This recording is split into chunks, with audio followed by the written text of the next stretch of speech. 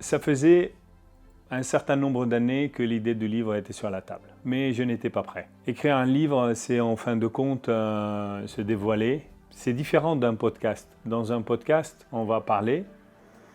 On n'a pas besoin d'aller dans certains détails. Quand on écrit un livre, le lecteur, lui, doit, en lisant les lignes, se projeter dans les lieux où se passe l'action. Donc il faut donner énormément de détails sur tout.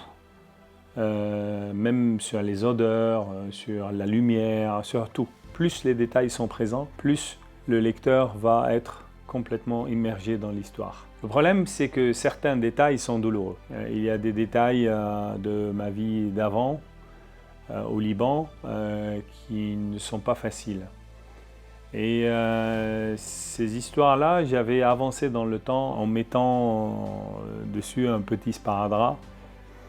Et là, il fallait enlever le sparadrap. C'était pas quelque chose qui était très simple à revivre. Mais bon, heureusement dans ce livre, il y a des histoires qui racontent des moments douloureux, mais il y a énormément d'histoires qui racontent des moments heureux, des moments de victoire, de joie intense. Donc j'ai voulu que ce livre puisse s'adresser à tout le monde, qu'il puisse être lu par tout le monde, mais que les entrepreneurs, eux, trouvent les éléments qu'il faut pour les aider dans leur business et pouvoir leur éviter les erreurs que moi-même j'ai effectuées. Ce livre est également un parcours initiatique.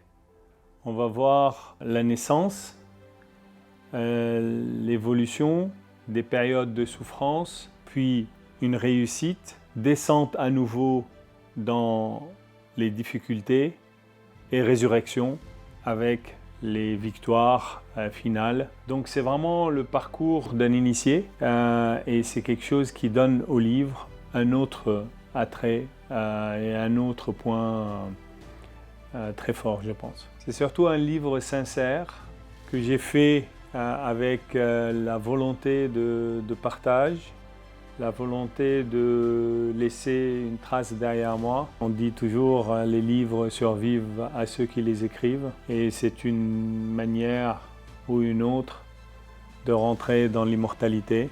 Je travaille beaucoup sur la longévité, la beautiful longevity, qui est celle de vieillir dignement et de mourir beau. Ce livre, lui, il me permet de vivre après ma vie, ne serait-ce qu'un peu. Au moins dans le cœur de ceux qui m'aiment.